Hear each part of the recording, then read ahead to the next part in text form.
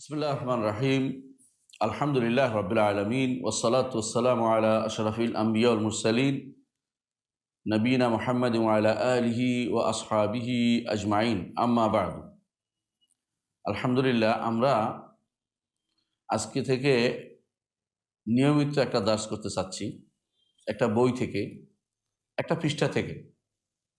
একটা পৃষ্ঠা বলছি এই জন্য, মসজিদে মসজিদে, বাড়িতে বাড়িতে একটা পৃষ্ঠা টাঙ্গানো থাকে। সবাই সাধারণত টাঙ্গাইয়ে রাখে, বাড়িতে বাড়িতে, আবার মসজিদেও অনেকে রাখে। এটা রাখা উচিত, মানে টাঙ্গাইয়ে রাখা উচিত কেন? স্মরণ করার জন্য। ইমানদাররা কেউ স্মরণ করিয়ে দিলে তাদের কাজে লাগে। ওয়াযাক্কির ফাইন্না যিকরা তানফাউল মুমিনিন। আল্লাহ তাআলা বলেছেন, আর স্মরণ করিয়ে দিন, স্মরণ করিয়ে দিলে ইমানদারদের তা কাজে লাগে। কিছু জিনিস আছে মুখস্থ করতে হয়। ইমানিয়াতের বিষয়গুলো এত দরকার, এই জন্য এগুলি মুখস্থ রাখতে হয়। ইসলামিয়াতের যেগুলো মুখস্থ রাখতে হয়।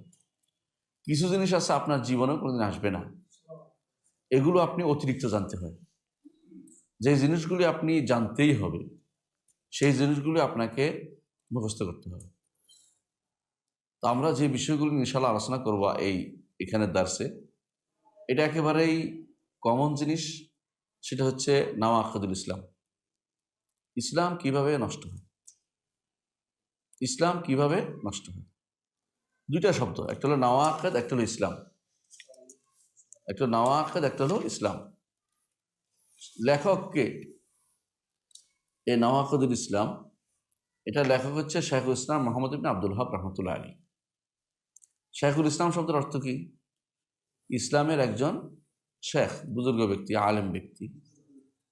ইসলামের কোনো শেখ আলাদা নেই, ইসলামের ওস্তাদ নয়। মানে ইসলাম দ্বীনের মধ্যে যারা দ্বীন পড়াতে ব্যক্তিত্ব অর্জন করেছেন, জ্ঞানী বলে বিবেচিত হয়েছেন, এরকম একজন ব্যক্তি হচ্ছেন শাইখুল ইসলাম মুহাম্মদ ইবনে আব্দুল ওয়াহাব। বুঝে আসছে? এই লকবটা যুগ যুগ ধরে চলে আসছে।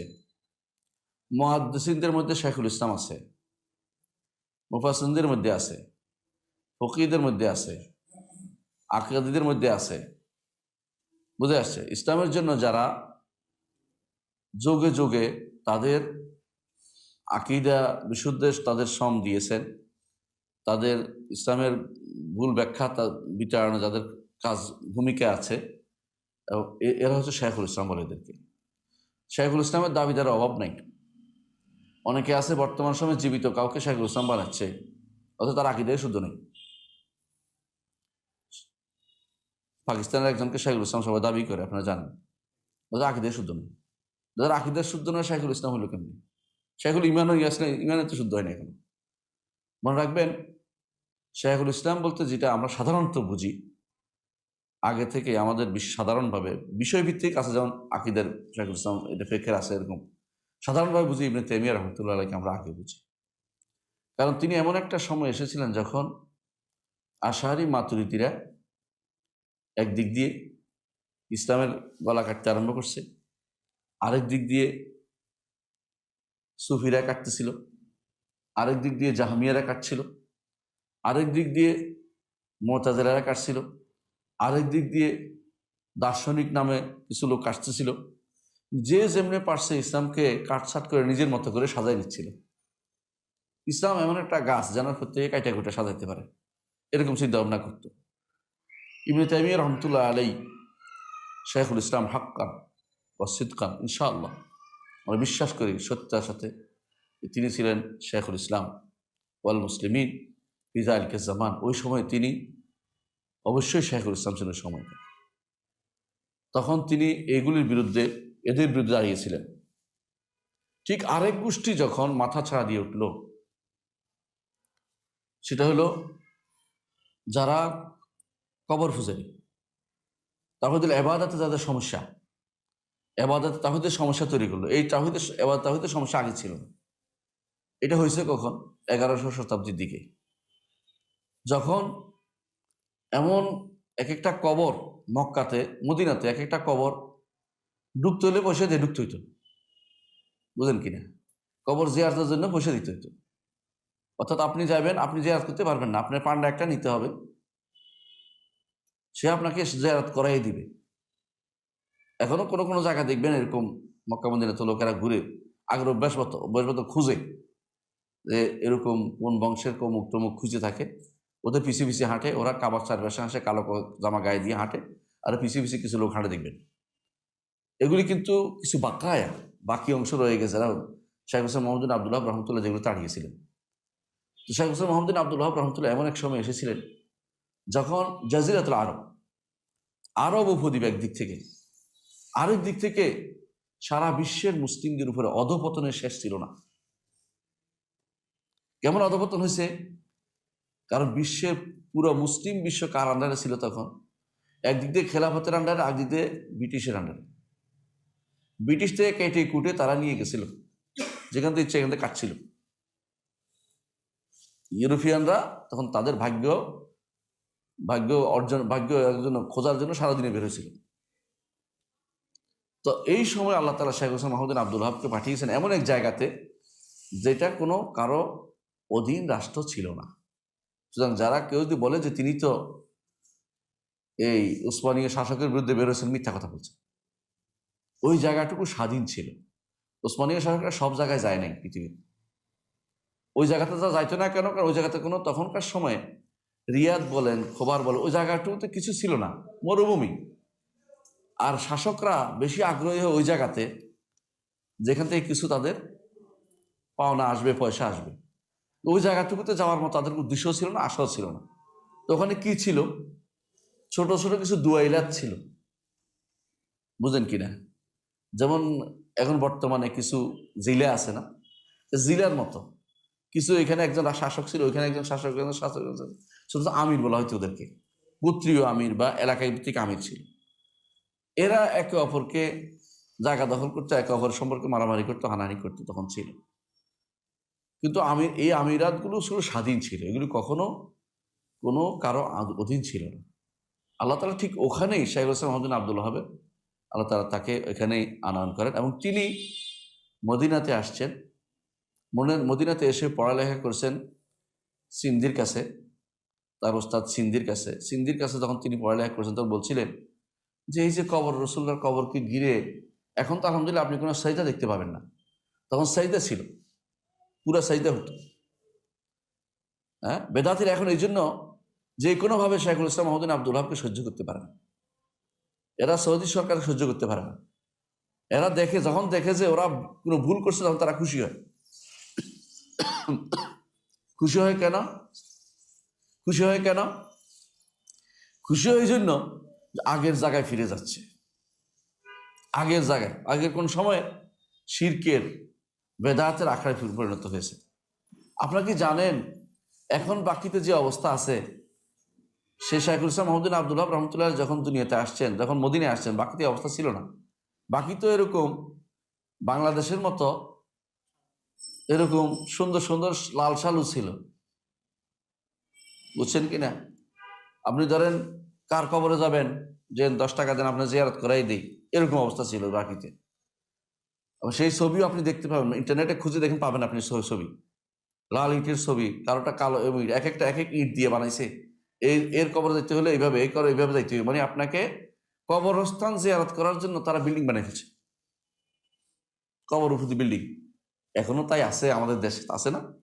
আমাদের এখন দরকার শাইখুল ইসলাম মোহাম্মদ আব্দুল ওয়াহাব মতো রহমতুল্লাহের মতো একজন ব্যক্তিত্ব দরকার, যিনি মানুষকে বুঝিয়ে শুদ্ধ করতে পারবেন, সহযোগিতা নিতে পারবেন, এলেম দ্বারা তিনি বুঝাইতে পারবেন।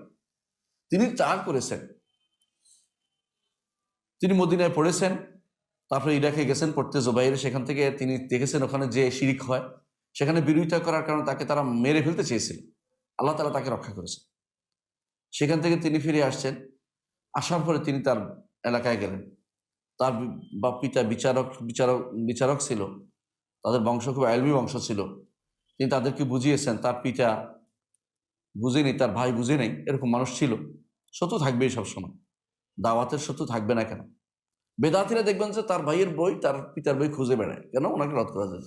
এখনো আছে তারা, বেদাতিরা এখনো তাই করে।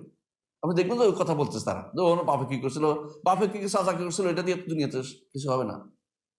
রাসূলুল্লাহ সাল্লাল্লাহু আলাইহি ওয়াসাল্লামকে আল্লাহ তাআলা বলেছেন নেশান একাহুল আবতার, আপনার শত্রুরা লেজ কাটা। ঠিক লেজ কাটা ছিল। আপনি রাসূলুল্লাহ সাল্লাল্লাহু আলাইহি ওয়াসাল্লামের শত্রু যারা ছিল তাদের কি বংশধর কেউ আছে? বংশধর নাই। যদি ইসলাম গ্রহণ করে রসুলের বংশধর, কারণ যত মুসলিম আছে মোমেন হয় তারা রসুলের বংশধর। এই জন্য যখন একজন দোয়া করে আল্লাহুম্মা সাল্লি আলা মুহাম্মদ ওয়া আলা আলি মুহাম্মদ, দোয়া আবার আমার গায়ে ফিরে আসে। কারণ আলে মুহাম্মদ, প্রত্যেকটা মুত্তাকি ব্যক্তি হচ্ছে আলে মুহাম্মদ। আপনি ইমানদার হন, তাকওয়ার অধিকারী, আপনি আলে মুহাম্মদ। কিন্তু আলে মুহাম্মদ যদি কেউ কাফের হয়ে যায়, সে আলে মুহাম্মদ না। আলে মুহাম্মদ যদি কোনো দিন থেকে বেরিয়ে যায়, আলে মুহাম্মদ না।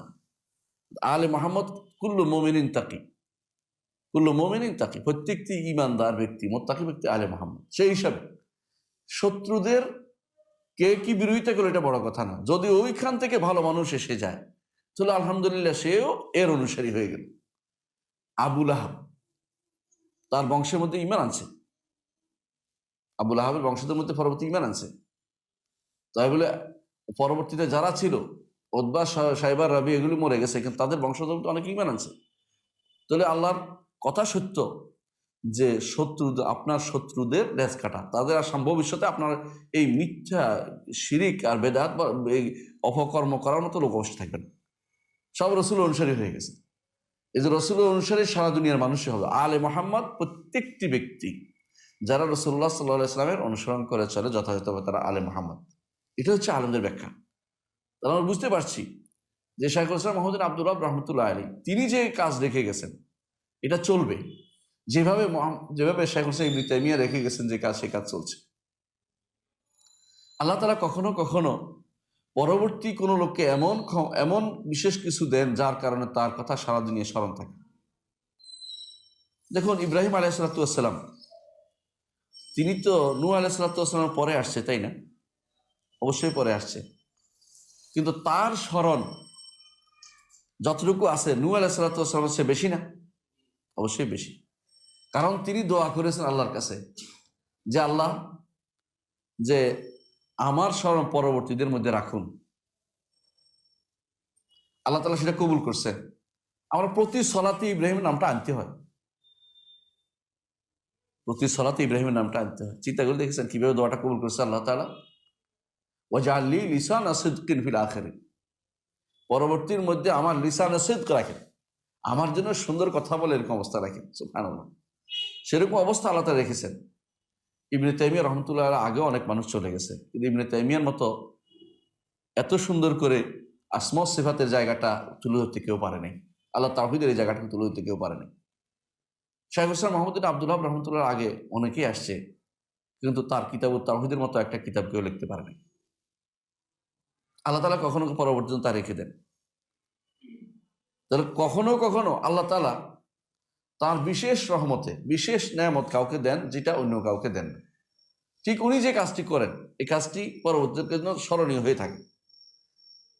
আরব দেশে দেখেন হাজার হাজার মসজিদে কিতাবুত তাওহীদ পড়ানো হচ্ছে, হাজার হাজার মসজিদে কাশফুস শুবহাত পড়ানো হচ্ছে। কার বই এগুলি? শাইখুল ইসলাম মুহাম্মদ বিন আব্দুল ওয়াহাব রাহমাতুল্লাহ আলাইহি বই।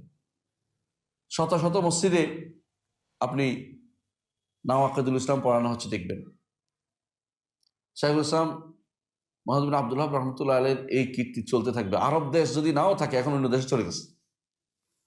বুঝাতে পারছি? মানে আরব দেশ গেল, ফাঁকবারাতে চলে আসছে। ইউরোপে পড়ানো হচ্ছে, ইংরেজিতে অনুবাদ হচ্ছে। আপনারা ইংরেজিতে অনেক পাবেন যেগুলোর ব্যাখ্যা ইংরেজিতে প্রচুর আছে। এবং আলহামদুলিল্লাহ শত শত আলেম দাঁড়িয়ে গেছে। তাদের মধ্যে বিভিন্ন দোষ ত্রুটি থাকতে পারে, কিন্তু তাওহীদের ব্যাপারে কোনো ছাড় তারা দিতে রাজি হয় না। এই জায়গাটুকু আমরা ঠিক রাখি। এটা কি প্রমাণ করে? আল্লাহ কবুল করেছেন, আল্লাহ কবুল করেছেন, এবং এটা কবুল করার জিনিসও। এই জায়গাটুকু কোনো ছাড় দেওয়ার জিনিস না, এটা জানতেই হবে প্রত্যেকটি মানুষকে। শাইখুল ইসলাম মুহাম্মদ বিন আব্দুল ওয়াহাব রাহমাতুল্লাহ আলাইহি ছোট ছোট চিঠি লিখতেন, ছোট ছোট চিঠি লিখতেন। এই ছোট চিঠিগুলো ব্যাখ্যার জায়গা হয়ে গেছে। এক পৃষ্ঠার একটা, যেটাকে বলা হয় নাওয়াকিদুল ইসলাম, এটা আমরা এই বড়তে ব্যাখ্যা করেছেন সালেহ ফাউজান, ব্যাখ্যা করেছেন। আর অন্যরা ব্যাখ্যা করেছেন এর চেয়ে বড়, অনেকেই ব্যাখ্যা করেছেন। সালাসাতুল উসুল বা উসুলুস সালাসা, কয়টা ইচ্ছা করলে আপনি একদিন মুখস্থ করতে পারবেন। আমার ছাত্ররা মুখস্থ করে এটা, আলহামদুলিল্লাহ। কুষ্টিয়াতে, ঝিনাইদহে যারা পড়ে আমার কাছে, প্রথম কাজ হলো যে সালাসাতুল উসুল মুখস্থ করতে হবে। দ্বিতীয় কাজ হলো কিতাব তাওহীদ মুখস্থ করতে হবে, তা করে তারা। এবং এটা মুখস্থ না করলে আমি সার্টিফিকেট দেই না। যতক্ষণ মুখস্থ না হবে কোনো কথা নেই, তারপরে কথা অন্য কিছু। আমি বলতে চাচ্ছি এটা যে এখন মুখস্থ করে, আপনি দেখবেন কোরআন যেমন মুখস্থ করে, হাদিস মুখস্থ করে, আকীদার জিনিসও মুখস্থ করে থাকতে হবে। এটার ব্যাখ্যাও চলতেছে। এমন কোনো কথা আপনি খুঁজে পাবেন আপনার দেশে যারা সত্য সত্য কথা বলেছে এবং তার কথা মুখস্থ করার মতো পাবেন না। অথচ একটা বিশাল যুগ পার হয়ে আসছেন আপনি, 1400 বছর পার হয়ে গেছে। বাংলার জমিনে ইসলাম আসছে 1000 বছর হয়েছে, নিঃসন্দেহে 1000 বছর হয়েছে, আর বেশিও কেউ কেউ বলে। অথচ এমন কোনো ব্যক্তিত্ব তৈরি করতে পারে যাদের একটা কাগজ পরীক্ষা বছরের বছর ধরে পড়া হচ্ছে এবং ভুলবিহীন, হ্যাঁ পড়া হয় অনেক আছে, আমি বলছি না, ভুলবিহীন পড়া হচ্ছে, এরকম পাওয়া যাচ্ছে না। কেন? কারণ মানহাজ আকীদা শুদ্ধ হতে হয়। আর এই দুই দিক থেকেই আমাদের দুই শাইখুল ইসলাম, ইসলামের দুই শাইখুল ইসলাম বলতে পারে, একজন হচ্ছে শাইখুল ইসলাম ইবনে তাইমিয়া, আরেকজন হচ্ছে শাইখুল ইসলাম মুহাম্মদ বিন আব্দুল ওয়াহাব রাহমাতুল্লাহ আলাইহি। তার বিরুদ্ধে বিভিন্ন কথা কিন্তু আছে। হানাফি মাযহাবের কিতাবের মধ্যে লিখছে খারেজি, কোথায় খারেজি করলো, খুরুজ করলো, দেখাইতে পারে না কোথায় খুরুজ করলো তিনি, কারণ তাদের কবর পূজার বিরুদ্ধে বলেছে যেন খারেজি হয়েছে। তাদের বইতে লেখা আছে যে তিনি নাকি বুঝে না, তার বুঝে না দেখে এখন পড়াচ্ছে কি তার বই, সবাই পড়াচ্ছে, তিনি বুঝে নাই না তোমরা বুঝো নাই।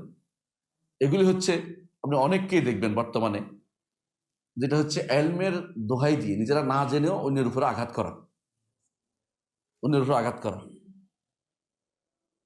অনেক সময় দেখবেন যে আপনি যারা বেশিরভাগ সহি আকীদা ও মানহাজ বিরোধী, ওদেরকে দেখবেন যারা আকীদা সহি আছে মানহাজ, তাদের সামান্য বিষয়ের উপর আঘাত করে তাদের ঘায়েল করতে চেষ্টা করে জনগণের কাছে। এটা তাদের একটা অভ্যাসে পরিণত হয়েছে। এটা কখনো মেনে নেওয়া যাবে না। তো আমরা যেটা আসছি, আমাদের কথা চলে আসছি, এটা তারা করবেই, যুগে যুগে করেছে। আপনি কি দেখেননি রাসূলুল্লাহ সাল্লাল্লাহু আলাইহি সাল্লাম এর যুগে কাফেররা কি বলতো? পাগল, কি বলতো? গণক, কি বলতো? কবি, কি বলতো? জিনে ধরেছে। একটা কি শুদ্ধ? একটাও শুদ্ধ না। সুতরাং তারা কি বললো বড় কথা নয়, আমাদের দায়িত্ব হচ্ছে দাওয়াতে পথে এগিয়ে যাও। এই কিতাবটা আপনারা মানে এই 10টা জিনিসের ব্যাখ্যা করে মানুষকে জানানোটা ফরজ আমাদের। কারণ একটা মানুষ যদি ঈমান নিয়ে কবর যেতে পারে, এটা বিশাল সাকসেস আপনার জন্য। আপনি এবং আপনার পরিবার যদি কোনো জাহান্নাম থেকে বাঁচতে পারেন, সাকসেস। কু আনফুসাকুম ওয়া আহলিকুম নারা, নিজেকে বাঁচাও, পরিবারকে বাঁচাও, আল্লাহর নির্দেশ এটা। আপনাকে সারা দুনিয়ার চিন্তা আপনার মাথায় ঢেলে দেয় নাই, নাহলে বিপদে পড়ে যেতেন আপনি। আপনি যদি যত বড় দায়িত্ব পাবেন, তত বড় চিন্তা আপনার মাথায় আসবে। এই মাদ্রাসার যেহেতু আপনি দায়িত্বশীল, আপনার উপর মাদ্রাসার ছেলেদের পড়ানোর দায়িত্ব রয়ে গেছে, ওদেরকেও বাঁচানোর দায়িত্ব আপনার রয়ে গেছে। শিরক থেকে মুক্তির আলোচনা এখানে আপনাকে করতে হবে। এই 10টি জিনিস তাকে মুখস্থ করাতে হবে, 3টি উসুল তাকে মুখস্থ করাতে হবে, এটা মাথায় রাখতে হবে আপনাকে। এই জন্য মদিনার শেখ আব্দুল মোহসেন আল কাসেম দেখবেন তার ছোট ছোট অনেকগুলো গ্রন্থ আছে মুতুন বাচ্চাদের মুখস্থ করার জন্য। প্রথম দাস যেন হয় আপনাদের এখানে সবখানে, মান রব্বুকা ওমা দিনুকা ওমান নাবিয়ুকা। আপনার অন্য কিছুর দরকার নেই, আপনার তারবিয়া দিনিয়া যত রকম বই বের হয়েছে না, এগুলির মধ্যে যদি 3টে জিনিস না থাকে, এগুলো পড়াই না। আগে তোমার রবকে, দিনকে, ইসলাম দিনকে নবীকে এটা শিখিয়ে দেন ভালো করে। এটা শিক্ষা দিলে কি হবে, আপনি অন্যগুলি পরে শিখে।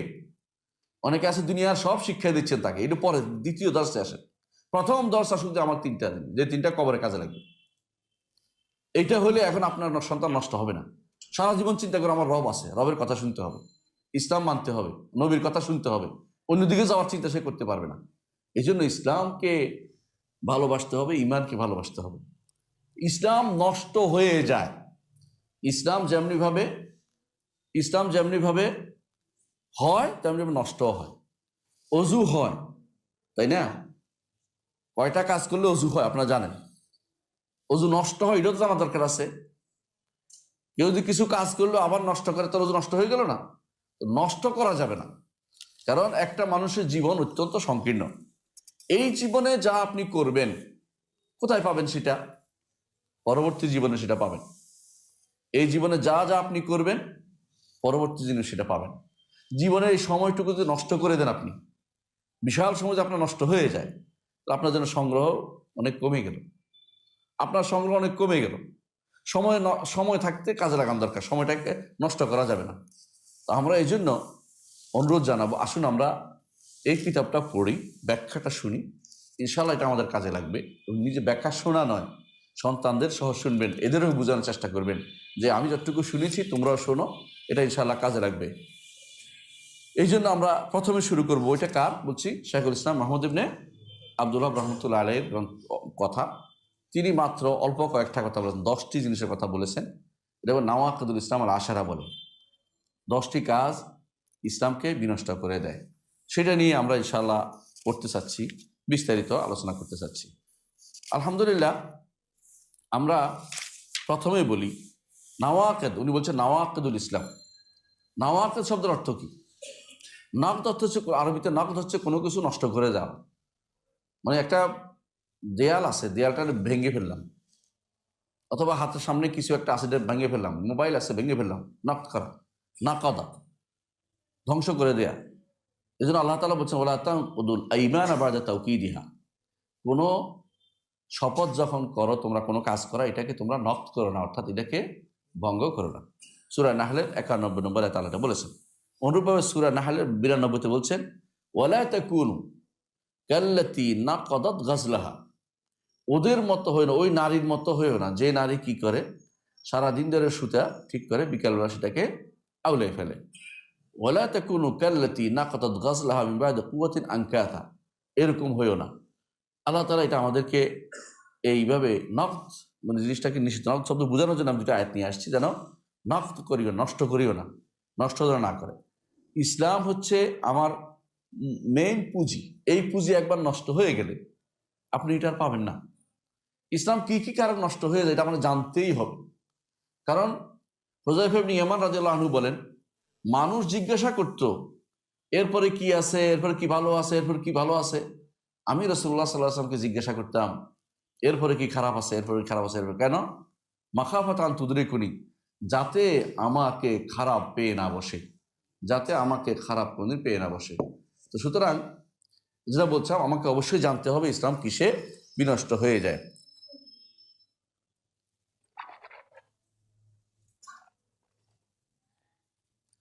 ইসলাম কাকে বলে এটা আগে জানা দরকার। নষ্ট শুনলাম নাওয়াকিদুল ইসলাম, ইসলাম কাকে বলে? ইসলাম কাকে বলে? আমাদের অনেক ভাই তো ইসলাম সম্পর্কে জানি, তাই না ভাই? ইসলাম কাকে বলে কেউ বলতে পারবেন? একজন হাত তোলা দিয়ে, একজন, আপনি ছাড়া, আপনি ছাড়া। হ্যাঁ, ইসলাম কাকে বলে? হ্যাঁ হ্যাঁ, মাশাআল্লাহ, তুমি একটা বলেছো, আচ্ছা ঠিক আছে, তবু সাহস আছে। হ্যাঁ, আর কে আছে? ইসলাম কাকে বলে?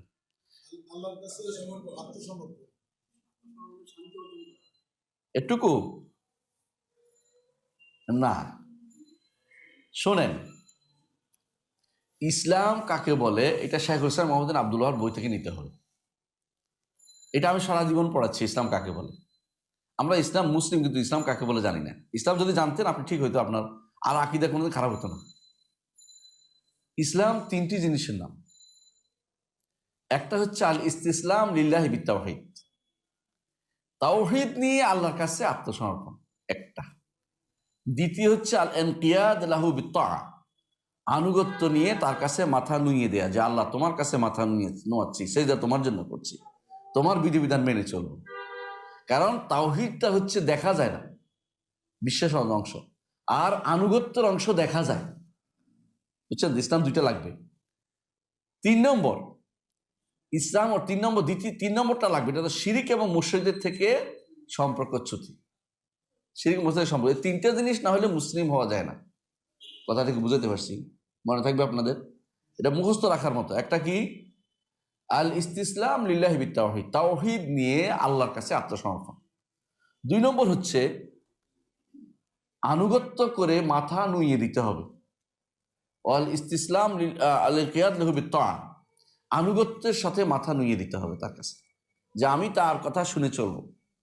তিনি বলেছেন পর্দা করতে করব, তিনি বলছেন দাঁড়িয়ে রাখতে রাখবো, তিনি বলছেন ছেলেদেরকে দিনদার বানাতে বানাবো, বুঝে আসছে কথাটা? তিনি বলছেন হারাম ছেড়ে দিতে ছেড়ে দেবো, তিনি বলছেন হারাম ছেড়ে দিতে ছেড়ে দেবো, তিনি বলছেন হালাল খুঁজতে আমি হালাল খুঁজবো।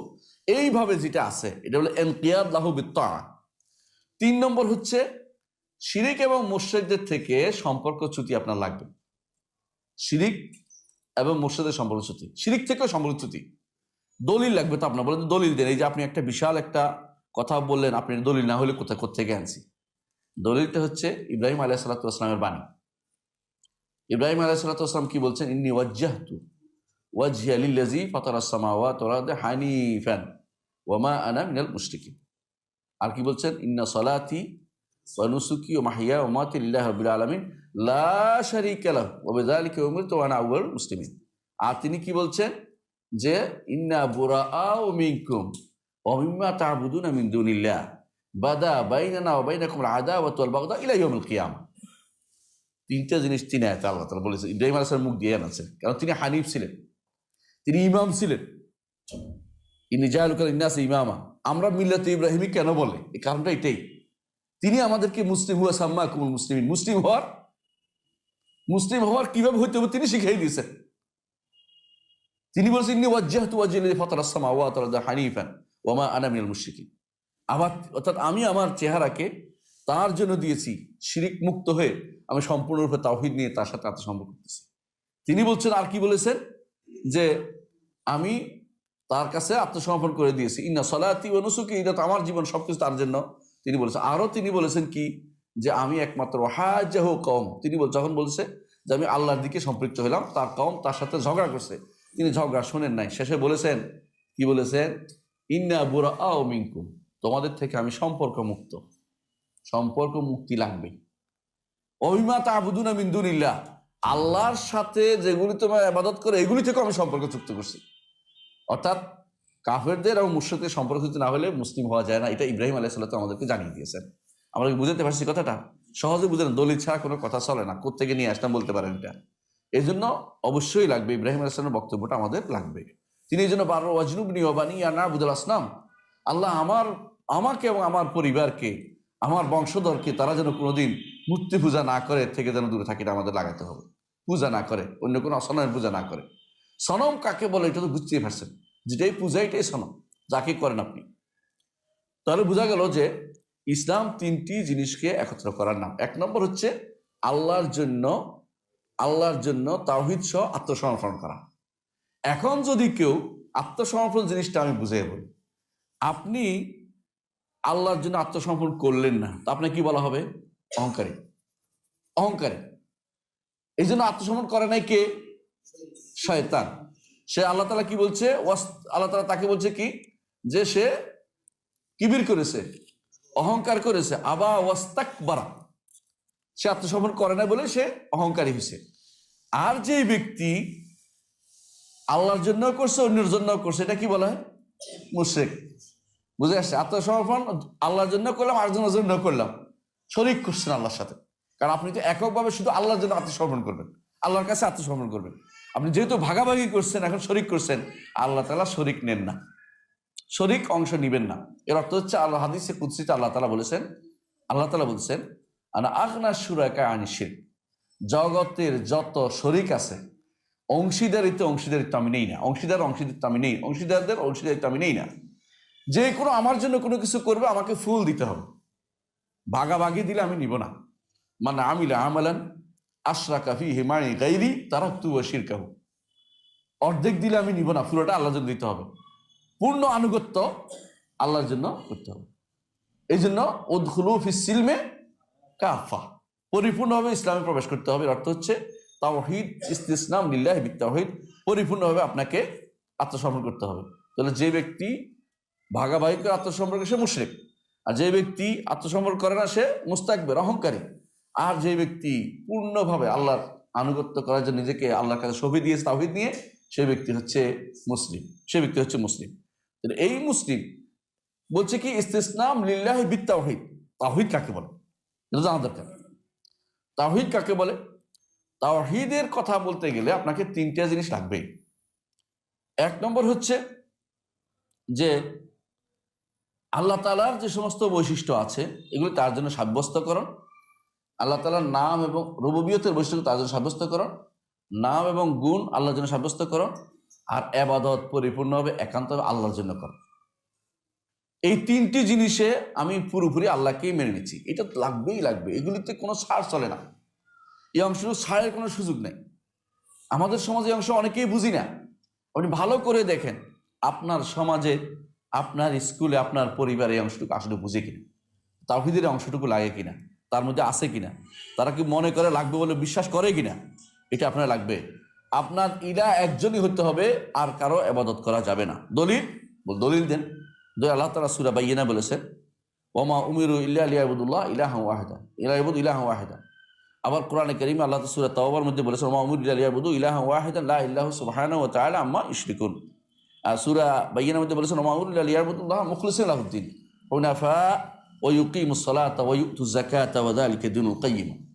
তাহলে দীনুল কাইয়্যিম হতে হলে আপনাকে তাওহীদ নিয়ে যেতে হবে, বুঝছেন না? দ্বীনটা কি আমাদের ইসলাম। তাহলে ইসলামকে যে তাওহীদ না যদি না নেন তাহলে ইসলাম হবে না। কারণ আল্লাহ শেষে আয়াতের শেষে কি বলছেন? যালিকা দীনুল কাইয়্যিম, এটাই হচ্ছে প্রতিষ্ঠিত দিন। ইসলাম হচ্ছে এটার নাম। তাহলে এটাই যদি কোনো ইসলাম হয়, প্রতিষ্ঠিত দিন হয়, তাহলে আপনি অন্য কোনো দিন, আপনি সেখানে অন্য কোনো পদ্ধতিতে আপনি ইসলামকে আপনি কোনোদিন পাবেন না। এই পদ্ধতিতে আসতে হবে আপনাকে। সেটা কি? যে আমি একমাত্র আল্লাহর ইবাদত করব, তিনি ব্যতীত আমার আর কোনো মাবুদ নাই, তিনি পবিত্র। কিসের থেকে পবিত্র? যখনই সুবহানাহু আসে তখন বলতে হবে যে তিনি, তার মতো আরেক সত্তা নাই, তার মতো আরেক গুণধারী কেউ নাই, বুঝছেন না? গুণওয়ালা আর কেউ নাই, তার মতো নামধারী আর কেউ নাই, তার মতো ইবাদত পাওয়ার যোগ্য আর কেউ নাই। আমরা সকাল প্রত্যেক সালাতের পরে কি পড়ি? সুবহানাল্লাহ সুবহানাল্লাহ সুবহানাল্লাহ। এটা আসলে মুখস্থ করার জিনিস শুধু না।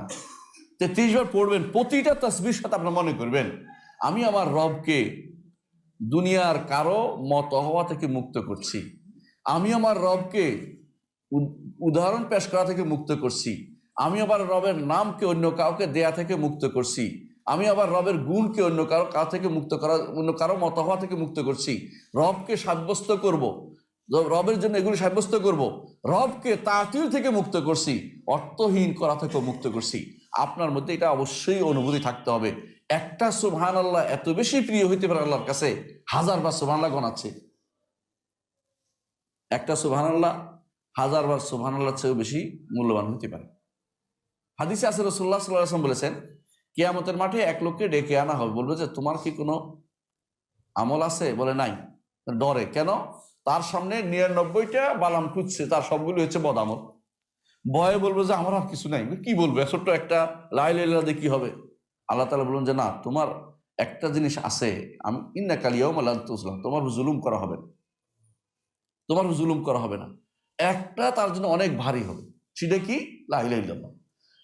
এটা সবাই আমরা বলি, তো তার জন্য ভারী হলো কেন? অর্থ বুঝে তিনি কাজটা করেছেন। সত্যি সত্যি গুনাহ করলো, গুনাহ তার হয়ে গেছে, কিন্তু আল্লাহ তাওহীদের মধ্যে কোনো শিরিক করে নাই। এই ব্যক্তিকে আল্লাহ তাআলা তখন ক্ষমা করে দিবে। তার একটা ভারী হয়ে যাবে, ভারী হলেই তো পার। আল্লাহ কোরআনে কারীমে বলে দিয়েছেন যে যারটা ভারী হবে সে পার পেয়ে যাবে। আর যা ফামান সাকুলাত মাওয়াজিনুহু ফাহুয়া ফি আইশাতির রাদিয়া। এই জন্য ভারী হয়ে সে পার পেয়ে গেছে। তাহলে আপনার সুবহানাল্লাহ ভারী হয়েছে কিনা একটু দেখেন। সুবহানাল্লাহ আসলে কি আল্লাহ তাসবিহ পাঠ করাটা সত্য আছে কিনা দেখেন। এই জন্য সুবহানা অবশ্যই আপনাকে অর্থ বুঝতে হবে। কেন? এই প্রত্যেকেই সুবহান তাসবিহ বলতেন, সুবহান রাব্বিকা রাব্বিল ইজ্জাতি আম্মা ইয়াসিফুন ওয়া সালামুন আলাল মুরসালিন। খেয়াল করছেন? সুবহান রাব্বিকা রাব্বিল ইজ্জা আম্মা ইয়াসিফুন। তোমরা যে সমস্ত খারাপ গুণে আল্লাহকে গুণান্বিত করো, তার থেকে আল্লাহ তাআলা কতই না পবিত্র। এরপরে ওয়া সালামুন আলাল মুরসালিন কেন বললেন? মুরসালিনদের সালাম কেন দিলেন? রাসূলদের সালাম কেন দিলেন? সালাম এই জন্য দিয়েছেন কারণ রাসূলরা আল্লাহকে সবচেয়ে বেশি পবিত্র ঘোষণা করে। এই জন্য তিনি তাদের আল্লাহর পক্ষ থেকে সালামুন আলাল মুরসালিন, তোমরা আমাকে সালামত রেখেছ খারাপ গুণ দেয়া থেকে, তোমাদেরকে আমি সালামত দিলাম, শান্তি দিলাম। সেই শান্তি জান্নাত। আলহামদুলিল্লাহ রাব্বিল আলামিন, সবশেষে আলহাম তাহমিদও আছে। এই জন্য প্রিয় সবচেয়ে বড় কথা হচ্ছে সুবহানাল্লাহ, আলহামদুলিল্লাহ, আল্লাহু আকবার, লা ইলাহা ইল্লাল্লাহ। এগুলির মধ্যে আপনার আল্লাহর সাথে সম্পৃক্ত যেগুলি সবচেয়ে বেশি প্রিয়, এগুলি এই জন্য উত্তম জিকির। এগুলি হচ্ছে তাওহীদের অংশ প্রত্যেকটা জিনিস। এই জন্য এগুলো আপনি দেখবেন উত্তম জিকির যেখানে সেখানে লা ইলাহা ইল্লাল্লাহ আছে। এই জন্য যেখান থেকে বিপদ থেকে বাঁচার জন্য এটা বিশাল অস্ত্র হচ্ছে লা ইলাহা ইল্লা আনতা সুবহানাকা ইন্নী কুনতু মিনাজ জালিমিন। আল্লাহর কাছে প্রিয় জিনিস হচ্ছে এটা। এই জন্য ফেরেশতারা এটাকে একসাথ করে সুবহানাল্লাহি ওয়া বিহামদিহি। তাদের উত্তম সর্বোত্তম জিকির হচ্ছে ফেরেশতাদের সুবহানাল্লাহি ওয়া বিহামদিহি। সকালবেলা সুবহানাল্লাহি ওয়া বিহামদিহি আদাদা খালকিহি রিদা নাফসিহি জিনাত আরশি মিদাদা কালিমাতি বলেন না, এগুলি কয়টা জিনিস বলে আপনি সুবহানাল্লাহি ওয়া বিহামদিহি বলতেছেন? খেয়াল করছেন জিনিসটা? এত পরিমাণ, এত ওজনের, এত কিছু কি সুবহানাল্লাহি ওয়া বিহামদিহি। তা আপনার তাসবিহ মুখ দিয়ে বের অর্থ হচ্ছে আপনি কিন্তু বিশাল কাজ করেছেন। তো এই যে সুবহানাল্লাহি ওয়া বিহামদিহি, এটা একজন মানুষ তাওহীদের সাথে সাথে তাসবিহ তার কেন লাগবে? কারণ তাসবিহ করে আল্লাহকে যে কোনো রকমের খারাপ গুণ থেকে পবিত্র করা হচ্ছে। আল্লাহ তাআলা এটা পছন্দ করেন, তাসবিহটা আল্লাহর কাছে বেশি প্রিয়। এই জন্য আগে তাসবিহ পরে তাহমিদ। আগে তাসবিহ পরে তাহমিদ কেন বুঝছেন? এটাকে আরবিতে বলে আত-তাখলিয়া ক্বাবলা আত-তাহলিয়া। আপনার যদি পেট খারাপ থাকে, যতই মোরগ পোলাও খান পেটে সহ্য হবে? আগে পেট ঠিক করতে হবে, তারপরে ভালো খাইতে পারলে এটা কাজে লাগবে, উপাদেয় হবে। যদি শিরিক থেকেই যায়, আপনি কিন্তু যতই সুবহানাল্লাহ বলেন কাজ হবে না, মানে আলহামদুলিল্লাহ কাজ হবে না। এই জন্য আগে পরিচ্ছন্ন করে লা ইলাহা ইল্লাল্লাহ এটা ঠিক করে তারপর আপনার সমস্ত কাজ করতে হবে। এই জন্য সুবহানার পরে আলহামদুলিল্লাহ তাসবিহ, বুঝছেন তো? সুবহানাল্লাহ, আলহামদুলিল্লাহ, আল্লাহু আকবার এভাবে বলতে হবে আপনাকে। সিস্টেম এভাবে আসছে যে আপনার লা ইলাহা ইল্লাল্লাহ শুদ্ধ হয়ে যাবে। মানে লা ইলাহা ইল্লাল্লাহ মুখে বলেন, অন্তর কর্মকাণ্ড তার বিপরীতটা করা হয়ে যায়। এই জন্য তাহলে আপনাকে দলিল হিসেবে আমরা দেখাচ্ছি যে তাওহীদ লাগবেই। ইসলাম লিল্লাহি বিত্তাওহীদ। আর তাওহীদের জন্য তো আয়াত, এটা যে দিন প্রমাণ, এটা ইসলামের জন্য লাগবে, এটা প্রমাণ হচ্ছে সূরা তাওবার 31 নম্বর আয়াত এবং সূরা বাইনার 5 নম্বর আয়াত। মুখস্থ করবেন সবসময়। এটা সুবিধা কি আপনি বলতে পারবেন যে এটার মধ্যে স্পষ্ট বলা হয়েছে একমাত্র আল্লাহর ইবাদত করতে হবে খালেস ভাবে, আর কারো ইবাদত করা যাবে না। এবং এটার নাম দিয়েছে আল্লাহ নিজে, নাম দিয়েছেন কি? আদ-দীনুল কাইয়্যিম। এটা হলো প্রতিষ্ঠিত দিন। ঠিক অন্য আয়াতে আল্লাহ তাআলা বলছেন ইনিল হুকমু ইল্লা লিল্লাহ আমারা আল্লাহ তা'বুদু ইল্লা ইয়াহ যালিকা দীনুল কাইয়্যিম। যদি আপনি তাওহীদ নিয়ে আল্লাহর সাথে আপনি সাক্ষাৎ করতে পারেন, আপনি দীনুল কাইয়্যিম, ইসলাম নিয়ে আল্লাহর সাথে গেছেন। ওয়ালাকিন্না আকসারান নাসি লা ইয়ালামুন। এটা হচ্ছে ইসলাম। ইসলামকে বুঝতে পারছি কি জিনিস? তাহলে ইসলাম চিনছি, ইসলাম নষ্ট হয় এটা বুঝছি, তাই না? ইসলাম কাকে বলে বুঝছি। ইসলাম নিয়ে আত্মসমর্পণ করতে হবে, তাওহীদ নিয়ে এটা বুঝছি আল্লাহর কাছে, এটা তাওহীদের একটা অংশ। দ্বিতীয় অংশ হচ্ছে ইনকিয়াদ লাহু বিত্তাআহ। এটা তো ব্যাখ্যা করিনি, প্রথম অংশে ব্যাখ্যা করলাম। ইনকিয়াদ লাহু বিত্তাআহ, আমি আনুগত্যের সাথে আল্লাহর কাছে মাথা ঝুঁকে রাখবো সবসময় আনুগত্যের সাথে। এই আনুগত্য আমার লাগবেই, আল্লাহর আনুগত্য করতে হবে। কারণ আল্লাহ বলেছেন আতিউল্লাহ ওয়া আতিউর রাসূল। আনুগত্য লাগবে না? কোরআনের কথা এটা। এই আনুগত্য আপনার লাগবেই। এই জন্য দুইটাই লাগবে, আল্লাহর যেমন আনুগত্য লাগবে, রাসূলের আনুগত্য লাগবে। ইসলাম দুইটা জিনিসের নাম, আল্লাহর আনুগত্য এবং রাসূলের আনুগত্য। আল্লাহর সাথে আল্লাহর তাওহীদ নিয়ে তারপরে রয়েছে কি? আনুগত্যের প্রশ্ন। আনুগত্য কার করবেন? আল্লাহ এবং তার রাসূলের। আল্লাহ কার আনুগত্য করতে বলেছেন? রাসূলের। রাসূল কার আনুগত্য করতে বলেছেন? আল্লাহ। এবং এটাও বলেছেন মান ইউতির রাসূলা ফাকাদ আতা আল্লাহ। যে কেউ রাসূলের আনুগত্য করলো সে কার আনুগত্য করলো? আল্লাহর আনুগত্য করলো। তাহলে সুতরাং যেহেতু আনুগত্যের মাসআলাটা জড়িত, এটাই বলছে ইনকিয়াদ লাহু বিত্তাআহ, আল্লাহর জন্য আনুগত্য নিয়ে মাথা ঝুঁকিয়ে দেবে। আনুগত্য থাকবে আল্লাহ এবং তার রাসূলের পক্ষ, যেটা বলছে সেটাকে মেনে নিতে হবে। আল্লাহ এবং রাসূল যেখানে যা বলেছেন সেটাকে বিনা বাক্যভাবে মানার নাম হচ্ছে আনুগত্য। এই জন্য কোরআনে কারীম আল্লাহ তাআলা বলছেন ফালা রাব্বিকা লা ইউমিনুন। আল্লাহ তাআলা শপথ করে বলছেন নিজে, রব্বিকা নিজের, তবে তোমার রব শপথ করে বলছে লা ইউমিনুন, ঈমানদার হতে পারবে না হাত্তা ইউহাক্কিমুকা ফীমা শাজারা বাইনাহুম, তাদের মধ্যে যা ঘটে গেছে এই ব্যাপারে তারা যদি আপনাকে ফয়সালাকারী না মান। কাকে? মুহাম্মদুর রাসূলুল্লাহ সাল্লাল্লাহু আলাইহি ওয়াসাল্লামকে। ফয়সালা করবে কে? মুহাম্মদ সাল্লাল্লাহু আলাইহি ওয়াসাল্লাম। আল্লাহ তাআলা তার আরশের উপর থেকে নেমে এসে আমাদের ফয়সালা করে দিবে না। আমাদের ফয়সালা করে দেখাই দিছে কে? মুহাম্মদুর রাসূলুল্লাহ সাল্লাল্লাহু আলাইহি ওয়াসাল্লাম। আল্লাহ তাআলা আয়াত নাযিল করে তাকে ফয়সালা করার ক্ষমতা দিয়েছে। ওয়ানিহকুম বাইনাহুম বিমা আনজালাল্লাহ, আপনি তাদের মধ্যে আল্লাহর বিধান দিয়ে ফয়সালা করে দিন, আল্লাহ বলে দিয়েছেন। তাহলে এই জন্য রাসূলুল্লাহ সাল্লাল্লাহু আলাইহি ওয়াসাল্লাম যে ফয়সালা দিবে সেটা আমাদের মানতেই হবে। এরপর কি বলছেন? যে হাত্তা ইউহাক্কিমুকা ফীমা শাজারা বাইনাহুম সুম্মা লা ইয়াজিদু ফি আনফুসিহিম হারাজাম মিম্মা কাদাইতা। তারপর আপনি যে ফয়সালা দিবেন এই ফয়সালা মানার ক্ষেত্রে তাদের অন্তরে কোনো সামান্যতম কোনো দ্বিধা থাকতে পারবে না। বুঝলেন কিনা? রাসূল ফয়সালা দিয়েছে এটা হারাম, আপনার মনের ভিতরে যে আসে যে এইটা হারাম করা কি দরকার ছিল, তাহলে বোঝা গেল আপনি এখন ঈমানদার হতে পারেন নাই। এটা হলো বুঝে আসছে কথাটা, এইটা হলো নিয়ম। তারপর কি বলেছে? ওই ইউসাল্লিমু তাসলিমা, মানার মতো মানতে হবে। এইটা হচ্ছে আনুগত্য, দ্বিতীয় অংশ।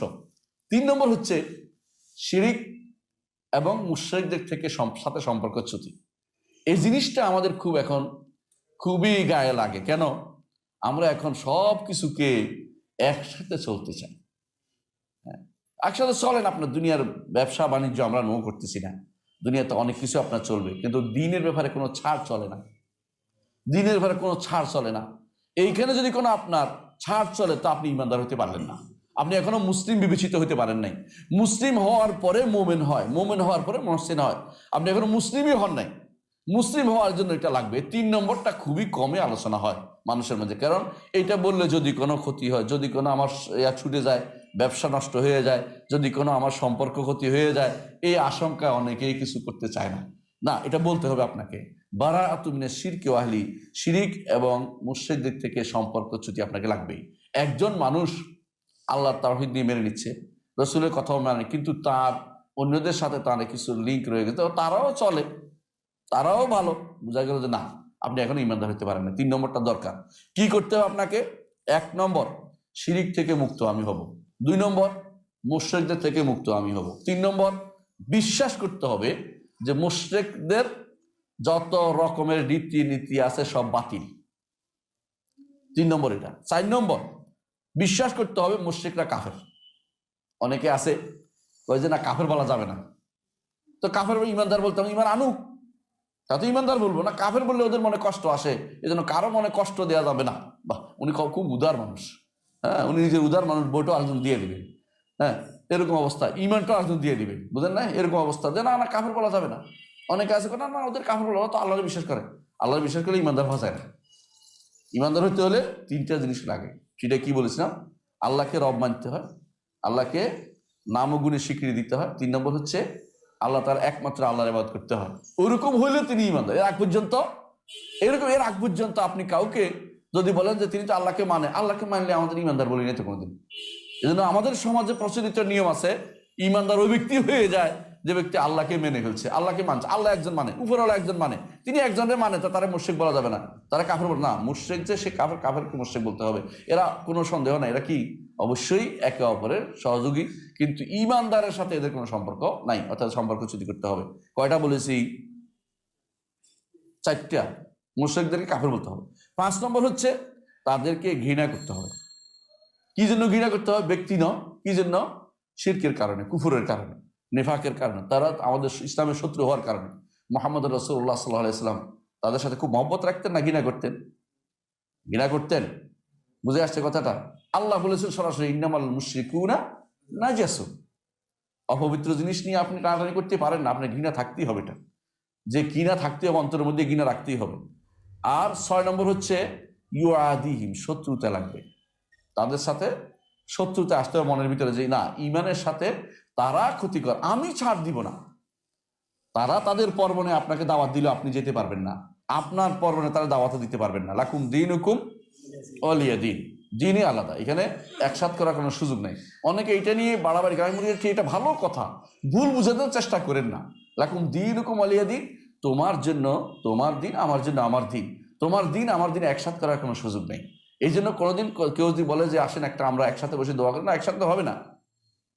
আমার মনে আছে আমাকে একবার বলেছিল, আমাকে একজন বলেছিল আমাদের ইউনিভার্সিটিতে, যে আসেন আপনি কোরআন তেলাওয়াত করেন। আমি সাধারণত বৈঠকে কোরআন তেলাওয়াত, কিন্তু আসলে এটা কিন্তু নিয়ম না। আসলে অনেকে শুরু করলে কথা, একটা কোরআন তেলাওয়াত করেন, কেন কোরআন তেলাওয়াত করতে হবে কেন?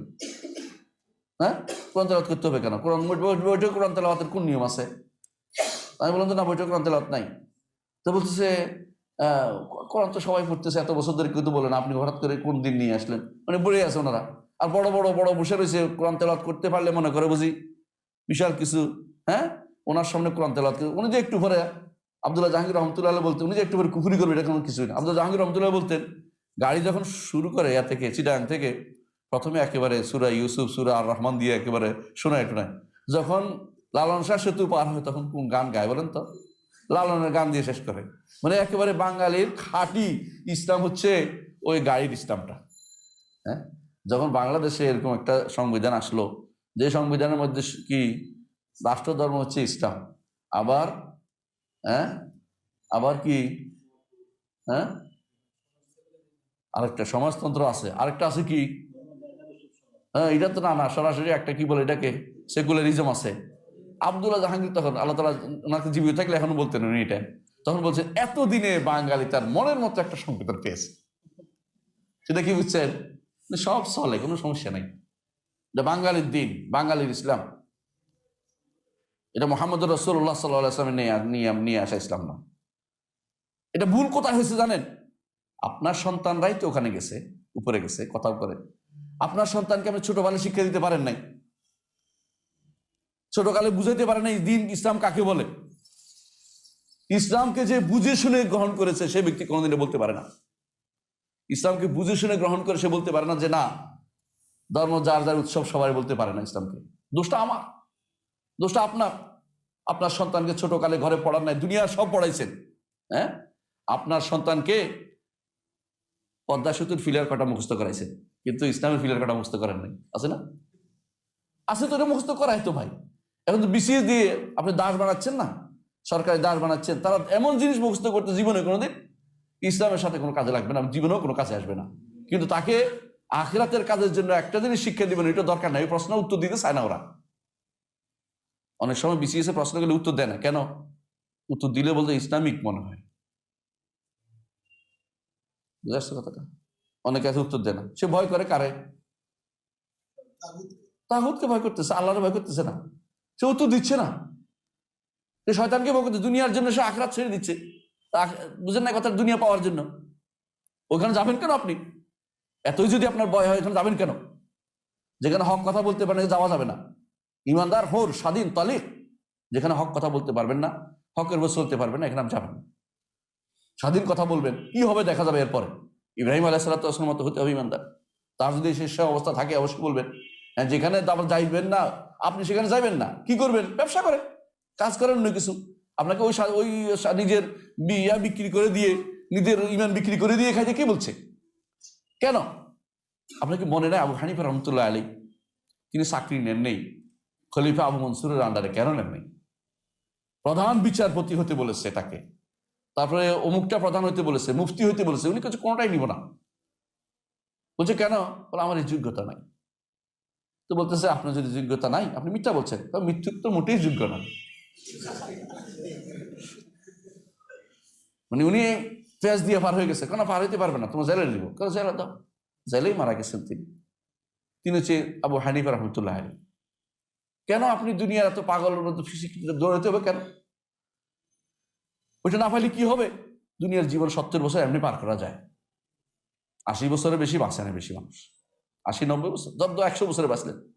লক্ষ লক্ষ বছর, কোটি কোটি বছর থাকতে হবে আপনাকে হাসরের মাঠে।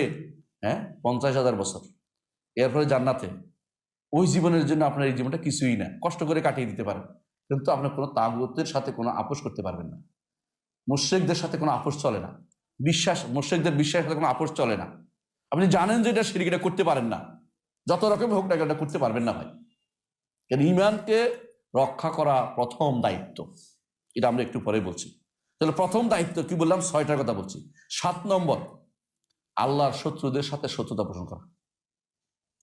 এবং 8 নম্বর, আল্লাহ তাআলা যাদের ভালোবাসেন তাদের সাথে বন্ধুত্ব পোষণ করা। এইটা 9 নম্বর, আল্লাহ তাআলা যাদের অপছন্দ করেন তাদেরকে অপছন্দ করা। এগুলি সবটাই লাগবে। এগুলি হচ্ছে বারাত। সর্বশেষ যেটা বলেছি যে মুশরিক এবং শিরক থেকে বিমুক্ত হইতে হলে এগুলি লাগবে। এই 9টা জিনিসের কথা বলেছি। দলিল চাইবেন আমার কাছে। দলিল সূরা মুমতাহানার 4 নম্বর আয়াত। সূরা মুমতাহানার 4 নম্বর আয়াত আল্লাহ তাআলা বলছেন, কাদ কানাত লাকুম উসওয়াতুন হাসানাহ, তোমাদের জন্য উত্তম আদর্শ রয়েছে। ফি ইব্রাহিম ওয়াল্লাযিনা মাআহু, ইব্রাহিম আলাইহিস সালাতু ওয়াস সালাম তার সাথে যারা ছিল তাদেরকে দেখো। ইজ ক্বালু, যখন তারা বলেছিল, তাদের কওমকে বলেছিল, ইন্না বুরাআউ মিনকুম, আমরা অবশ্যই তোমাদের থেকে সম্পূর্ণরূপে মুক্ত। ওয়া মিম্মা তা'বুদুনা মিন দুনিল্লাহ, অর্থাৎ মুশরিকদের থেকেও মুক্ত, শিরক থেকেও, মূর্তি থেকেও মুক্ত। খেয়াল করছেন? অর্থাৎ ইবাদতকারী এবং ইবাদত যার করা হয়েছে এটা থেকেও মুক্ত তারা। ওয়া মিম্মা তা'বুদুনা মিন দুনিল্লাহ, আল্লাহ ব্যতীত যাদের তোমরা ইবাদত করো তাদের থেকেও আমরা মুক্তি ঘোষণা করছি। এইভাবে বলছেন কি, কাফারনা বিকুম, তোমাদের সাথে সম্পর্ক কাট অফ করলাম। ওয়া বাদা বাইনানা ওয়া বাইনাকুম আদাওয়া, আমাদের এবং তোমাদের মধ্যে শত্রুতা চালু হয়ে গেল, বন্ধুত্ব না। কাফেরদের সাথে আমাদের বন্ধুত্ব সম্পর্ক নাই। তো এটা বললে তো অনেকে বলবো যে হ্যাঁ শত্রুতা তৈরি করে দিচ্ছে। আমরা তো কোনো ব্যক্তিকে বলিনি, আমরা তো আম কথা বলছি, ব্যক্তির সাথে আমার শত্রুতা নাই। ব্যক্তির সাথে আপনি দেখবেন আসলে কি কাফের নাম ইমানদার, আপনি সত্য করবেন অবশ্যই, এটা শরীয়তের নির্দেশ। বুঝলেন না কথাটা? আমরা কোনো রাষ্ট্রের সাথে শত্রুতা তৈরি করে দিচ্ছি না। কাফের যে তার শত্রুতা, সে কি ইমানদার হয়ে যাও, বন্ধুত্ব আসবে। তোমার সাথে আমার ইমানদার লোক বন্ধুত্ব আসবে। ইমানদার না হলে তুমি বলতে পারো না যে আমার সাথে আপনার বন্ধুত্ব সম্পর্ক হতে পারে না। বন্ধু সম্পন্ন সম্পর্ক হতে পারে দুনিয়ার ব্যাপারে, কিন্তু অন্তরঙ্গ বন্ধু হতে পারে না, কখনো হতে পারবে না। বাদা বাদা বাইনাকুম বাদা আদাওয়াতু ওয়াল বাগদা, শত্রুতা যেমন ঘৃণাও তেমনি থাকবে। রাসূলুল্লাহ সাল্লাল্লাহু আলাইহি ওয়াসাল্লাম যদি ঘৃণা না হতো যুদ্ধ করতেন না। প্রথম প্রথম যুদ্ধগুলি ছিল প্রতিরোধমূলক। পরের যুদ্ধ কি প্রতিরোধ ছিল না? পরের যুদ্ধ প্রতিরোধ ছিল না। কেন ছিল? কুফর, শিরক। শাসক হিসাবে তিনি সে যুদ্ধ পরিচালনা করেছে, অথবা তার পরবর্তী যারা ছিল প্রত্যেকটি খলিফাতুল মুসলিমিনরা যোগে যোগে সেটা কি যুদ্ধ পরিচালনা করেছে, এবং সেটা করাও তাদের জন্য উচিত যারা ক্ষমতায় থাকে তাদের জন্য। কিন্তু ব্যক্তি কেন্দ্রিক আমরা বলছি না, কথাটা কিন্তু খেয়াল রাখতে বারবার, ব্যক্তির উপর নয়। আবাদান, আবাদান বুঝছেন, সব সময়ের জন্য, একদিন দুদিনের জন্য শত্রুতা না। হাত্তা তুমিনু বিল্লাহি ওয়াহদা, যতক্ষণ না একমাত্র আল্লাহর উপর ঈমান তোমাদের আসছে। তো শত্রুতারও একটা সীমা নির্ধারণ করে দেওয়া হয়েছে। এই জন্য রাসূলুল্লাহ সাল্লাল্লাহু আলাইহি ওয়াসাল্লামের রাসূল সাল্লাম বলেছেন একজনকে, যে যখন তরবারি উঠাইছে তখন বলছে লা আশহাদু আল্লা ইলাহা ইল্লাল্লাহ, তাকে হত্যা করে ফেলেছে। তখন রাসূলুল্লাহ সাল্লাম কি বললেন? তুমি কি তাকে লা ইলাহা ইল্লাল্লাহ বলে হত্যা করে ফেলছো? হাসরের দিন সে লা ইলাহা ইল্লাল্লাহ কি জবাব দিবে? তুমি কি জবাব দিবে? তিনি তখন বলছিলেন যে আমার তখন মনে হচ্ছে হায় রে, যে আজকে নতুন ইসলাম গ্রহণ করতাম, কারণ এই যে অন্যায়টা করেছে বিশাল অন্যায় করে ফেলেছে, বিশাল অন্যায় করে ফেলেছে। তাহলে একটা সীমা আছে প্রত্যেকটা জিনিসের। কালিমাতুল লা ইলাহা ইল্লাল্লাহ যার রাস্তাকে হত্যা করা জায়েজ নেই, আক্রমণ করা জায়েজ নেই। কারণ কালিমাতুল তাওহীদ যার হয়ে গেছে, তার ভুল হইতে পারে, তাকে শুদ্ধ করে দিতে হবে, কিন্তু তাই বলে তার আক্রমণ করতে বলা হয়নি। কিন্তু তাওহীদটা শিখতে হবে আমাকে জানতে হবে যে আমার সাথে ইমানদারের সাথে কাফেরের কোনো বন্ধুত্ব হইতে পারে না। লা ইয়াত্তাখিযুল মুমিনুনা আল কাফিরিনা আউলিয়া, ইমানদাররা কখনো কাফেরদেরকে বন্ধু বানাতে পারে না। ওয়া মান ইয়াফআল যালিকা, আল্লাহ কোরআনে কারীম বলেছেন যে যারা এটা করবে তাদের ওয়া মান ইয়াফআল যালিকা ফালাইসা মিনাল্লাহি ফি শাই, যদি কেউ এরকম কিছু করে তাহলে আল্লাহর সাথে তার কোনো সম্পর্ক রইল না। এটা একটা আয়াত, দুইটা আয়াত গেল। আরেকটা আয়াত দেখেন বলতেছে, এটা সূরা মুমতাহানার 22 নম্বর আয়াত গেল। আরেকটা বলছেন সূরা নিসার আল ইমরান আয়াতটা বললাম। আরেকটা আয়াত দেখেন সূরা মুজাদালার 22 নম্বর আয়াত, একই কথা বলা হয়েছে, লা তাজিদু কওমান ইউমিনুনা বিল্লাহি ওয়াল ইয়াউমিল আখির ইউআদ্দুনা মান হাদ্দাল্লাহু ওয়া রাসূলা, আপনি পাবেন না, আল্লাহ তাআলা বলতেছেন, কওমান, এমন কাউকে, এমন গোষ্ঠীকে পাবেন না যারা আল্লাহর উপর ঈমান আনে এবং আখিরাতের উপর ঈমান আনে। ইউআদ্দুনা, তারা বন্ধুত্বপূর্ণ সম্পর্ক রাখে, মান হাদ্দাল্লাহু ওয়া রাসূলুহু, যে ব্যক্তি আল্লাহ এবং তার রাসূলের সাথে যার কি আছে, শত্রুতা আছে। আল্লাহ এবং তার রাসূলের সাথে শত্রুতা কার আছে বলেন তো? কাফের। আর কার আছে? ইহুদিদের। আর কার আছে? নাসারাদের। আর কার আছে? হিন্দুদের, বৌদ্ধদের, সবারই মূর্তি পূজারী, সবাই, সমস্ত মুসলিম ছাড়া সবাই আল্লাহ এবং তার রাসূলের সাথে শত্রুতা পোষণ করে না? এটা স্বীকার করতেই হবে আপনাকে। এদের সাথে যারা এরকম আল্লাহ এবং তাদের শত্রুতা পোষণ করে, তাদের সাথে ইমানদারের বন্ধু হইতে পারে না। আল্লাহ তাআলা বলছেন লা তাজিদু কওমান, যে যারা ইমানদার হইতে হয় তাদের এটা থেকে শত্রুতা রাখতে, তাদের বন্ধুত্ব সম্পর্ক হতে পারবে না। ওয়ালাউ কানু আবাহুম, যদিও সেটা সেই ব্যক্তি, শত্রুতা পোষণকারী ব্যক্তি, তাদের পিতা হয়, আও আবনাহুম, তাদের ছেলে হয়, আও ইখওয়ানাহুম, তাদের ভাই হয়, আও আশিরাতাহুম, তাদের জ্ঞাতি গোষ্ঠী হয়। জ্ঞাতি গোষ্ঠী বুঝেন কিনা? আমরা তো এখন মনে করি যে এই দেশ, এই মাটি নিয়ে কত গান, এই জাতি নিয়ে কত গান। ইসলামের এই সমস্ত জিনিস কোনো কাজে আসে না। জ্ঞাতি গোষ্ঠী বা জাতি পূজা, দেশ পূজা, এগুলো ইসলামে নাই, বুঝেন নাই? তন্ত্র মন্ত্র যেমন নাই, জ্ঞাতি গোষ্ঠীর পুজো নাই। এগুলো হচ্ছে অতিরিক্ত কাজ, এগুলি শয়তান মানুষদের ধরিয়ে দিয়েছে। মুসলিম যখন হয়েছে, সারা বিশ্বের মুসলিমরা একই রকম। যেই ব্যক্তি আফ্রিকাতে কষ্ট পাচ্ছে, তার কষ্টে আমি কষ্ট পেতে হবে। যে ব্যক্তি আমার ঘরের পাশে ঈমানহীন, তার সে ঈমান নাই, তার জন্য আমার কষ্ট আসবে না। কষ্ট আমার হতে হবে ঈমানদারের জন্য। এই জন্য আশিরা, নিজের গোত্রের লোক হইলেও তার জন্য কোনো কাজ করা আমার জন্য জরুরি না। কথা বুঝাতে পারছি? এই জন্য বদরের যুদ্ধে সে চরম পরাকাষ্ঠা দেখিয়েছে। কে দেখিয়েছে? কে দেখিয়েছে? সাহাবায়ে কেরাম। বের হয়েছে, তুমি তোমার আত্মীয় স্বজন প্রত্যেকে, ওমর বলছে, রাদিয়াল্লাহু বলতেছে, আমি আমার আত্মীয় অমুককে মারবো, তুমি তোমার আত্মীয়কে মারো। দেখাই দিয়েছেন যে তারা যুদ্ধের সময় যে শত্রুদের সাথে কোনো বন্ধুত্বপূর্ণ সম্পর্ক চলতে পারে না। আন্তরাষ্ট্রীয় সম্পর্কটা যা হয় এগুলি অনেকে বাধ্য হয়ে এখন, সেগুলিকে আমরা আলোচনা করছি না, কিন্তু অন্তরের সম্পর্কটা বিশাল জিনিস, এটা মাথায় রাখতে হবে।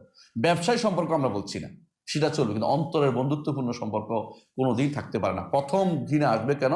আল্লাহর উপর ঈমান আনে নাই, এটা বড় জিনিস। যে ব্যক্তি আল্লাহর উপর ঈমান নাই, তার সাথে আমার অন্তরের সম্পর্ক নাই, এটা মাথায় রাখতেই হবে সব সময়। এটা যদি কোনো ভুলে যান, আপনি এখন মুসলিম হইতে পারেন নাই, এটা আপনাকে মাথায় রাখতে হবে। অনুরূপভাবে সূরা তাওবার 23 নম্বর আয়াতে আল্লাহ তাআলা বলছেন, ইয়া আইয়ুহাল্লাযিনা আমানু, হে ঈমানদারগণ, লা তাত্তাখিযু আবাআকুম, তোমরা গ্রহণ করো না তোমাদের পিতাদেরকে, ওয়া আবনাআকুম ওয়া আবাআকুম ওয়া ইখওয়ানাকুম, তোমাদের ভাইদেরকে আউলিয়া বন্ধু বানিও না। ইনিস্তাহাবুল কুফরা আল ঈমান, যদি তারা ঈমানের চেয়ে কুফরিকে বেশি পছন্দ করে। ওয়া মান ইয়াতাআল্লাহু মিনকুম ফাউলাইকা হুমুয যালিমুন, তোমাদের মধ্যে কেউ যদি তাদেরকে বন্ধু বানায় তাহলে সে তার জালেম অন্তর্ভুক্ত, অর্থাৎ মুশরিক কাফিরদের অন্তর্ভুক্ত হয়ে যাবে। অন্য আয়াত আল্লাহ সূরা মুমতাহানা 1 নম্বর আয়াতে বলছে, ইয়া আইয়ুহাল্লাযিনা আমানু লা তাত্তাখিযু আদুওয়াকুম আউলিয়া, হে ঈমানদারগণ, তোমরা তো আমার শত্রু এবং তোমাদের শত্রুকে বন্ধু বানিও না। তাহলে কাফের কার শত্রু? আল্লাহর শত্রু। বুঝছেন তো কথাটা? আর আমাদের শত্রু মানে নবীর শত্রু, মুসলিমদেরও শত্রু। এই শত্রুকে বন্ধু বানাতে পারবেন না কোনোদিন। এরা আপনার কোনোদিন ভালো চাইবে না, আপনি বিশ্বাস করে কোনোদিন ভালো চাইবে না, কোনোদিন এরা ভালো চাইবে না। এরা সবসময় চাইবে আপনাকে বিপদে ফেলতে, যে কোনো ভাবে হোক। আপনি যেমন চান তাদেরকে ইমানের দিকে নিয়ে আসতে, তারা সেরকম দরদি না। তারা জানে যে তাদের অনেকে আছে, তাদের ধর্ম ঢুকাবেও না। ইহুদিরা তার ধর্ম কাউকে ঢুকায় না, হিন্দুরাও তার ধর্ম কাউকে ঢুকায় না। হ্যাঁ, তাদের এমন এমন জিনিস দিবে যে আপনি নষ্ট হয়ে যান। কি করবে? আপনাকে বানাবে কি? হ্যাঁ, একটু আগে আমাকে একজন জিজ্ঞাসা করছিল একটা প্রশ্ন, সেরকম। এটা কি করে? ধ্যান করে যে, কি বলে এটা, কোয়ান্টাম মেথডিয়ান বানাবে। বুঝছেন তো? আপনাকে বানাবে ওই অমুক তমুক বিভিন্ন রকমের বিভিন্ন গোষ্ঠীর ভিতরে ঢুকাই দিবে। কেউ বানাবে রোটারেক্ট, কেউ বানাবে লায়নিস্ট, কেউ বানাবে অমুক বিষ্ট, কত রকমের কত কিছু বের হয়েছে দুনিয়াতে। এগুলি দিয়ে আপনাকে ছিন্ন বিচ্ছিন্ন করতে চান। মুসলিম কমিউনিটিকে ভাগ করার জন্য যত রকমের ষড়যন্ত্র তারা চালু করে দেয়। এইগুলির ভিতরে আপনি ঢুকলে, আপনি ওদের ভিতরে আপনি ঢুকার দরকার না, আপনাকে চায় যে কোনো মূল্যে দিন থেকে দূরে সরে যান। এরা খুশি, আপনি অন্য তাদের দল গ্রহণ করা জরুরি না, তাদের দিন গ্রহণ করা জরুরি না। ওরা চায় আমি যেহেতু নষ্ট হয়েছি, সারা দুনিয়া নষ্ট হয়ে যায়। তারা ওইটাই চায়, তারা এটা চায়। এই জন্য তাদের সাথে আপনার বন্ধুত্বপূর্ণ সম্পর্ক চলতে পারে না। এটা আল্লাহ তাআলা বলেছেন, আল্লাহর চেয়ে সত্যবাদী আর কেউ নেই, আল্লাহ রসুলের চেয়ে সত্যবাদী দুনিয়াতে কোনো মানুষ হতে পারে না রাসূলদের চেয়ে। সুতরাং তারা আপনাকে বলছে সাবধান থাকতে। সুতরাং আপনাকে তাওহীদ অনুসারী যদি হতে হয়, মুসলিম হতে হলে এই কাজগুলি আপনার লাগবে। তারপরের কথা হচ্ছে, এতক্ষণ আমরা শিখলাম নাওয়াকিদ কাকে বলে, মানে কিভাবে নষ্ট হয়, আর ইসলাম কাকে বলে এগুলি জানলাম না। ইসলাম কি নষ্ট হয় কিনা? অনেকে আছে ইসলাম নষ্ট হয়, তার কাছে কোনো দিন নষ্ট হয় না। চোখের সামনে দেখছেন একজন মানুষ সিজদা করতেছে, কবরে মানত করতেছে, টাকা দিচ্ছে। পাগলার মসজিদের মধ্যে কোটি কোটি টাকা পড়ে, যে টাকা পড়ে এই টাকা দিয়ে ভালো একটা মাদ্রাসা ইউনিভার্সিটি চলতে পারে। পাগলার টাকা দেয় কোনো মানুষ? এই মসজিদের নাম মাজার নাই, ওখানে মাজার নাই, পাগলার নামটাই যথেষ্ট। পাগলার নামটাই একটা মাজার হয়ে গেছে। বুঝলেন না কথাটা? ওখানে মাজার নাই, কিন্তু পাগলা নামটাই একটা বিশাল কিছু করে দিছে। আমার মনে পড়ে, আমার উস্তাদ আমাকে বুটটা ভেঙে দিয়েছে। আমি বললাম, একদিন বলে উস্তাদ বলতেছিলেন যে মানুষ আসলে মসজিদের পূজা খুব একটা করে না। আমি বললাম, উস্তাদ আমাদের এখানে একটা মসজিদ আছে, বলে শাহ সাহেবের মসজিদ, ওখানে দেখি কোটি কোটি এটা পড়ে। তো ওটা তো মসজিদের পূজা হয় না। না, এটা শাহ সাহেবের পূজা হয়েছে। মানে ধরাই দিলেন আমাকে যে নোক্তাটা কোন জায়গায় ভুল হচ্ছে। শাহ সাহেবের নাম না থাকলে মসজিদের মধ্যে কেউ এসে টাকা পয়সা দিত না। দিত কি জন্য? মসজিদের উপকার, আল্লাহর জন্য দিত। এখন হয়ে গেছে শাহ সাহেবের খুশি করার জন্য দিচ্ছে। ঠিক পাগলাকে খুশি করার জন্য কোটি কোটি টাকা পড়েছে, পাগলাকে খুশি করার জন্য কোটি কোটি টাকা পড়তেছে। বুঝেন না কথাটা? দেখি ইমান আছে একটা মানুষের ইমান, অথচ কেউ কি বলে না। যদি আপনি ওদেরকে জিজ্ঞেস করেন এটা তোমাদের লাভ আছে, তো কি লাভ? এত পার্সেন্ট তো আমরা পাচ্ছি, বাকিটা ওদের উন্নয়নে খরচ করতেছি। চট্টগ্রামে যা দেখবেন, কোনো মাজার আছে নিচ থেকে শুরু করে উপর পর্যন্ত পুরোটা পাকা করে ফেলেছে, উঠার জন্য সিঁড়ি পর্যন্ত। এমনকি এমন পাথর দিয়েছে যে পাথর আপনি কোনোদিন কল্পনা করতে পারেন না। মানে ইমান, মানে জীবিত মানুষরা এত সুন্দর পাথর ব্যবহার করে নাই, মরা মানুষের জন্য যে পাথর ব্যবহার করছে, বুঝলেন কথা। আমি একবার গেলাম পীর কাশিমপুর, একটা এলাকা আছে, যে এলাকাটা হলো কুমিল্লা দিকে মুরাদনগর, আমি চিনেন তো এলে। হ্যাঁ, দেখলাম যে পাশের মসজিদটা জীর্ণ শীর্ণ অবস্থা, অথচ মাজারটা সেই কি মর্ম পাথর দিয়ে বানাইছে, পিঠে এলে ভাঙবে না, এরকম পাথর দিয়ে বানাইছে, বুঝলেন না কথাটা।